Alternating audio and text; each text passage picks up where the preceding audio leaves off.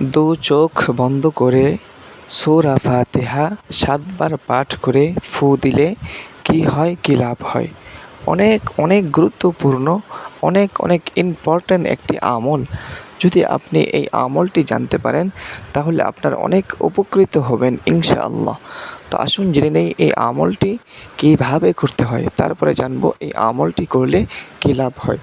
এই আমলটি করতে হলে প্রথমে আপনাকে পবিত্রতা অর্জন করে নিতে হবে। প্রথমে ভালো মতনে আপনাকে অজু করে নিতে হবে। অজু করে নেওয়ার পর একটি পাক পবিত্র স্থানে বসে কিবলামুখী হয়ে বসে আপনি এই আমলটি শুরু করবেন। প্রথমে আপনাকে ৩ বার ইস্তেগফার পাঠ করতে হবে, যেমন আস্তাগফিরুল্লাহ আস্তাগফিরুল্লাহ আস্তাগফিরুল্লাহ। তারপর ৩ বার দুরূদে ইব্রাহিম পাঠ করতে হবে, যেমন আল্লাহুম্মা সাল্লি আলা মুহাম্মাদ ওয়া আলা আলি মুহাম্মাদ কামা সাল্লাইতা আলা ইব্রাহিম ওয়া আলা আলি ইব্রাহিম إنك حميد مجيد اللهم بارك على محمد وعلى آل محمد كما باركت على إبراهيم وعلى آل إبراهيم إنك حميد مجيد।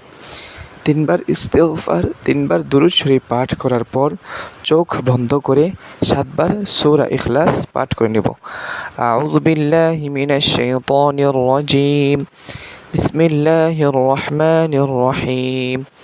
আলহামদুলিল্লাহি রাব্বিল আলামিন আর রহমানির রহিম মালিকি ইয়াউমিদ্দিন ইয়াকা না'বুদু ওয়া ইয়াকা নাস্তাঈন اهدنا الصراط المستقيم صراط الذين أنعمت عليهم غير المغضوب عليهم ولا الضالين।